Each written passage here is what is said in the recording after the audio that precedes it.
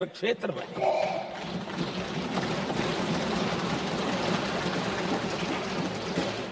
इतना बड़ा सामर्थ्य, उसको हम हिस्सेदारी से रोकने के लिए क्यों इतनी ताकत खपा रहे हैं जी? उनके जुड़ने से सामर्थ्य बढ़ने वाला है।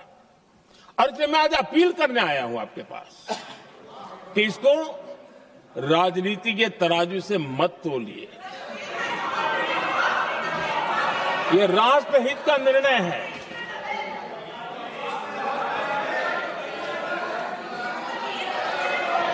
आदरणीय अध्यक्ष जी, आज का हमारे सामने अवसर एक साथ बैठ करके एक दिशा में सोच करके विकसित भारत बनाने में हमारी नारी शक्ति की भागीदारी को एक खुले मन से निर्णय करने का अवसर है, स्वीकार करने का अवसर है। और मैंने जैसा पहले ही कहा कि आज पूरा देश और विशेष करके नारी शक्ति हमारे निर्णय तो देखेगी, लेकिन निर्णय से ज्यादा हमारी नीयत को देखेगी।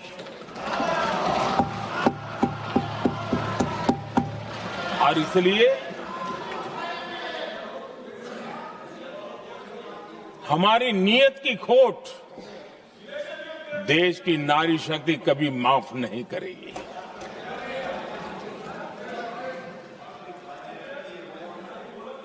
आदरणीय अध्यक्ष जी, 2023 में इस नए सदन में हमने सर्वसम्मति से एक प्रकार से इस अधिनियम को स्वीकार किया था। पूरे देश में खुशी का वातावरण बना, उस पर कोई राजनीतिक रंग नहीं लगे और इसलिए वो कभी राजनीतिक इश्यू भी नहीं बना। तो एक अच्छी स्थिति है। अब सवाल ये है कि हमें कितने समय तक इसको रोकना है। अब यहां जो लोग जनसंख्या वगैरह के विषय उठाते हैं, क्या आपको मालूम नहीं है? मैं चाहूंगा कि अमित भाई अपने भाषण में इन सारी चीजों का उल्लेख करेंगे, जब कि हमने जनगणना के संबंध में कब कब क्या क्या किया था, बाद में कोविड आया, उसके कारण क्या मुसीबत आई, कैसे रुकावटें आई, ये सारी बातें हम सबके सामने हैं, इसमें कोई विषय नहीं है। लेकिन पिछले दिनों जब हम 23 में चर्चा कर रहे थे, तब भी व्यापक रूप से बात ये थी कि इसको जल्दी करो। हर कोई कह रहा था जल्दी करो। अब 24 में संभव नहीं था क्योंकि इतने कम समय में करना मुश्किल था। अब 29 में हमारे पास अवसर है। अगर हम 29 में भी नहीं करते तो ये स्थिति क्या बनेगी हम कल्पना कर सकते। फिर हम देश की माताओं बहनों को ये विश्वास नहीं बना पाएंगे कि हम सचमुच में प्रयास सच्चे अर्थ से कर सकते थे। और इसलिए समय की मांग है कि अब हम ज्यादा विलंब न करें। इस दरमियान राजनीतिक दल के लोगों से, संविधान के जानकार लोगों से, जो महिलाओं में एक्टिविस्ट के नाते काम करने वाले ऐसे लोगों से भी कई चर्चाएं हुई। कुछ लोगों ने खुद होकर के भी सुझाव दिए।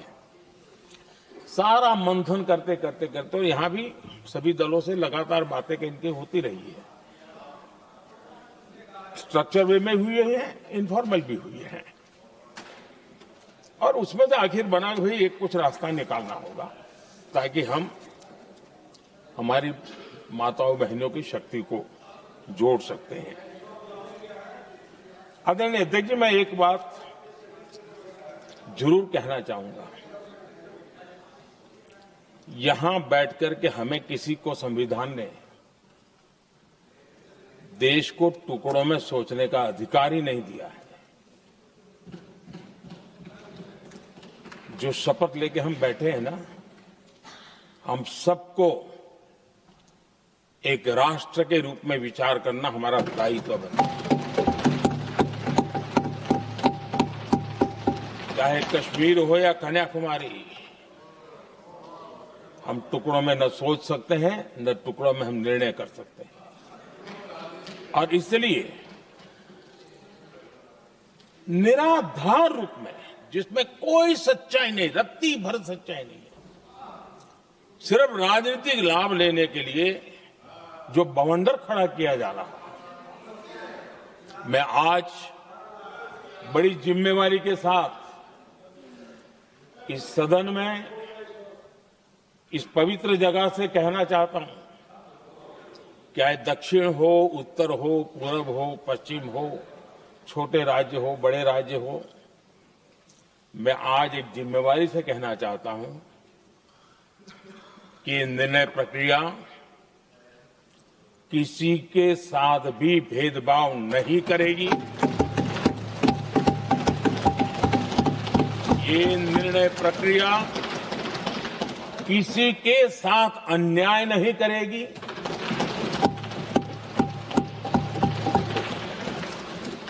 भूतकाल में जो सरकारें रही और जिनके कालखंड में जो परिसीमन हुआ और जो अनुपात उस समय से चला आ रहा है, उस अनुपात में भी कोई बदलाव नहीं होगा और वृद्धि भी उसी अनुपात में होगी।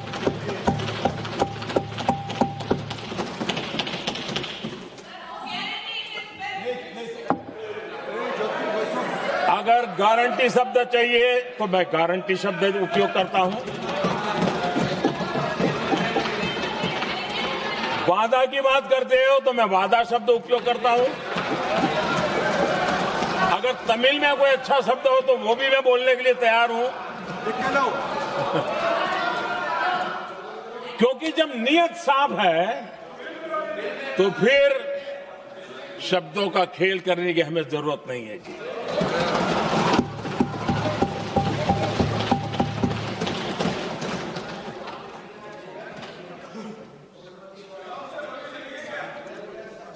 आदरणीय अध्यक्ष जी, मैं आज सदन के सभी साथियों को ये भी कहना चाहता हूं कि साथियों, हम भ्रम में न रहे।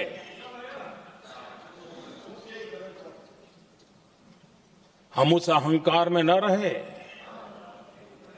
और मैं हम शब्द प्रयोग कर रहा हूं। मैं और तुम की बात नहीं कर रहा हूं। हम इस भ्रम में न रहे कि हम देश की नारी शक्ति को हम कुछ दे रहे हैं। जी नहीं, उसका हक है। और हमने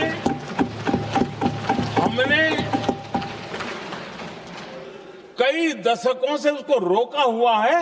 आज उसका प्रायश्चित करके हमें उस पाप में से मुक्ति पाने का यह अवसर है।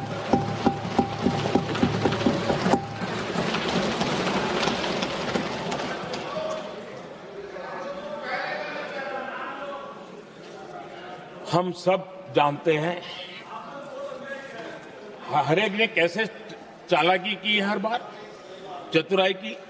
बिल्कुल हम तो इसके पक्ष में ही हैं, लेकिन हम इसके साथ ही है। लेकिन हर बार कोई न कोई टेक्निकल पूंछ लगा दी इसको और इसको रोका गया। हर बार ऐसी चीजें लाई गई है। हिम्मत नहीं है कि हम 33% महिलाओं के आरक्षण का विरोध कर पाए। वो तो जमाना चला गया। आपको करना नहीं है, लेकिन कहने की हिम्मत भी नहीं है। और इसलिए टेक्निकल बहानेबाजी, ये करो तो ये, वो करो तो वो, डिगरा करो। अब देश की नारी को नहीं समझा पाओगे। सदन में नंबर का खेल क्या होता है वो तो समय तय करेगा। लेकिन ये पक्का है कि अब इन भांति भांति के बहानेबाजी, भांति भांति टेक्निकल मुद्दों के आधार पर चीजों को उलझा करके 3 दशक तक इसको अड़ंगे डाले, हमने फंसा के रखा। आपने जो अचीव करना था कर लिया, अब छोड़ दो ना भाई। 3 दशक कम पड़ते हैं क्या रोकने में? 3 दशक तक आपने रोका, फिर भी कुछ कर नहीं पाए, तो अब तो करो।